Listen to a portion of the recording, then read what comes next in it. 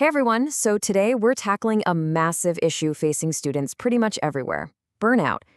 That feeling of being completely and totally drained by school. But we're not just here to talk about the problem. We're going to dive into the science-backed strategies you need to build a smarter, more sustainable way to learn so you can actually thrive, not just survive. I mean, really think about that for a second. That deep down exhaustion where you're just going through the motions, trying to keep your head above water. If that sounds even a little bit familiar, I want you to know this. You are definitely not alone. Just look at this number. 4 out of every 5. We're not talking about a small minority here. This is a huge shared experience of feeling completely buried under the weight of it all. That's right. A staggering 80% of college students say they feel overwhelmed by everything on their plate. And for almost half of them, 40%, it gets so bad it actually messes with their day-to-day life. And let me be really clear about something. This is not a personal failing. It's a systemic problem. And this feeling, it has a name: burnout. It's officially defined by 3 key things. First, there's exhaustion, that bone-deep fatigue that sleep just doesn't seem to fix. Then there's cynicism, which is when you start to feel detached and negative about your classes. And finally, inefficacy, that frustrating feeling that you're just not getting anything done, no matter how hard you work. Okay, so let's get into this because a huge part of this exhaustion actually comes from how we've been taught to study. We have to talk about one of the biggest culprits out there, the all-nighter, that last-minute panic session. We need to talk about the myth of cramming. So this slide kind of lays out the 2 paths you can take. Over on the left, you've got cramming, just shoving information into your brain like you're overstuffing a suitcase. Now, it feels really productive in the moment, right? But that feeling is a total illusion. The science is crystal clear. It leads to you forgetting things super fast, and it just spikes your stress. On the right, though, is the smarter path, spaced learning. It's more like carefully building with blocks over time. It might feel slower, but it's the absolute key to building real long-term memory and actually understanding those complex ideas. And that stress from cramming, it has a real measurable cost. Test anxiety isn't just a bad feeling. It directly hits your performance. Studies actually show that students who struggle with it usually score half a letter grade lower than their peers. So that high-pressure approach is literally hurting your grades. And this is the turning point. For so long, we've been trapped in this cycle of just trying to work harder and harder, but it only leads to burnout. The solution isn't about putting in more hours. It's about using what neuroscience tells us about how our brains are actually wired to learn. So let's look at the actual evidence for this better way, because this isn't just some nice theory. It's one of the most solid findings in all of psychology, and it works for absolutely everyone, from little kids to full-grown adults. Now, what's really fascinating here is the data this chart represents. In one big study, kids were taught some science concepts.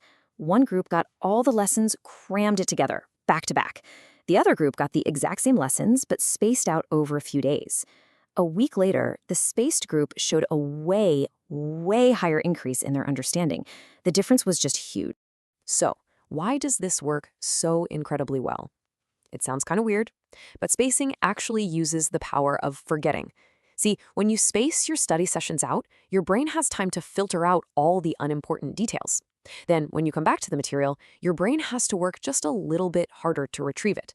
And that little bit of effort is exactly what strengthens the connection in your brain, making it stick for good. And here's the really cool part.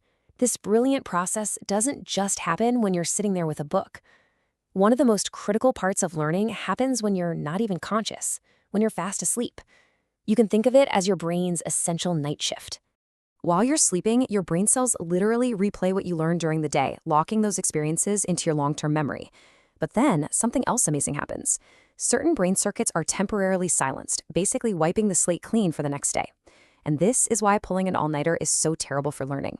You're not just losing sleep, you're robbing your brain of that crucial reset process, which makes it almost impossible to learn anything new the next day.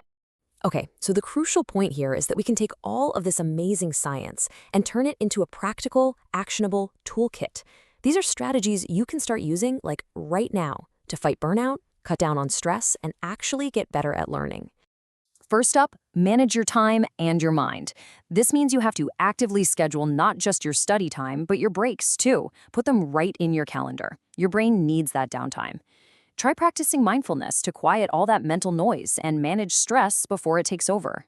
And you've got to challenge those negative thoughts about failure. That voice in your head really matters. And this one's critical. Learn how to say no. Protecting your energy is not selfish, it's essential. Second, you have to fuel your body. I mean, your brain is a physical organ, and it needs to be taken care of. Regular exercise isn't a luxury. It's one of the best stress reducers on the planet. Good food provides the literal fuel your brain cells need to work. And like we just saw, protecting your sleep is completely non-negotiable. It's not downtime. It's when the real learning actually gets locked. And finally, and this is so important, you cannot do this alone. Burnout loves isolation, so you have to build your support system. Connect with your friends, because just sharing the burden makes it feel so much lighter. Find mentors who can give you some perspective. Talk to your family, they're often your biggest fans. And please, please use the mental health resources your school provides. That is exactly what they are there for. Ultimately, we really need to reframe what success even means. It's not about that heroic, caffeine-fueled sprint to just survive finals week. Real success is about building habits that are sustainable, not just for the next 4 years of school, but for a whole lifetime of learning and well-being. And that kind of leaves us with a bigger question, doesn't it? We focused a lot on what we as students can do.